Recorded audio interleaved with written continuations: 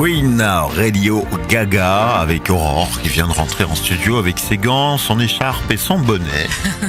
Bienvenue à toi. Merci.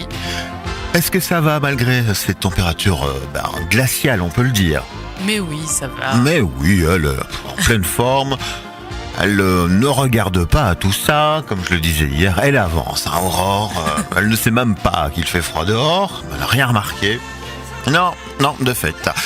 Merci à toi, malgré tout, de nous avoir rejoints. Le Morning Buzz continue avec une nouvelle édition de Ton Pense-Bête.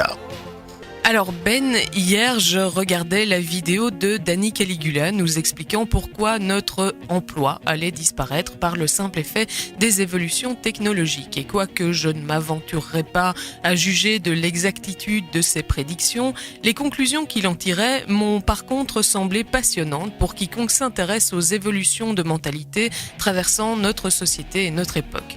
Contrairement à ce que les commentateurs les moins éclairés pourraient affirmer, en effet, nous n'assistons pas ici à un simple retour en arrière idéologique, un retour aux sources marxistes d'une jeunesse gavée au coca et aux blockbusters hollywoodiens et préférant un conservatisme confortable aux défis pourtant grisants du monde qu'on leur prépare. Au contraire, en réinjectant une dose d'humanisme et d'idéalisme politique dans leur vision du monde, ces jeunes citoyens ne font qu'adopter la logique du pragmatisme qui prévaut depuis des décennies en politique comme ailleurs. Ainsi, ce n'est pas par dogmatisme ou contraint par un quelconque respect qu'ils devraient alors mettre à penser qu'ils prônent la priorité du bien-être sur l'emploi et de la plus-value qualitative du travail et de ce qu'il produit sur le PIB ou la compétitivité. Il s'agit en vérité de l'aboutissement logique d'un calcul extrêmement terre-à-terre, prenant en compte leurs conditions actuelles d'existence et leurs perspectives d'avenir. C'est qu'on a beau les présenter parfois comme des enfants rois devenus tyrans et tir au flanc auxquels tout serait dû alors qu'ils passent leur vie branchés sur des jeux vidéo en ligne, pourris qu'ils sont par une société du divertissement perpétuel, ils ont bien plus que les générations précédentes conscience de l'impasse dans lesquelles ils sont conduits malgré eux.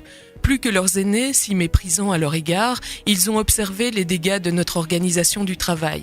Ils ont vu leurs parents stressés, malades, méprisés, virés, courbant les chines en silence au nom de la responsabilisation des individus face au mirage de la réussite et de l'autoréalisation.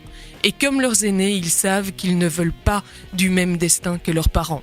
Ils ne croient pas en ces promesses, d'autant qu'elles ne cessent de s'amenuiser à l'heure d'une crise économique perpétuelle exigeant une revue à la baisse de tous nos espoirs et revendications.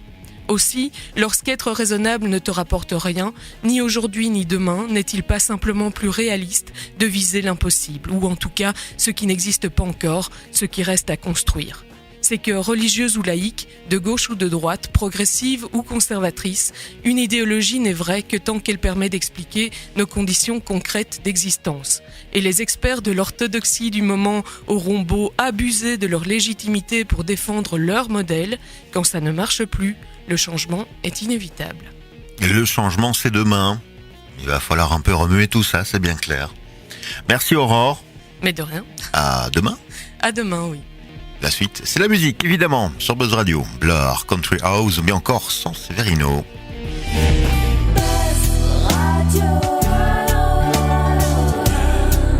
Buzz Radio, juste pour vous.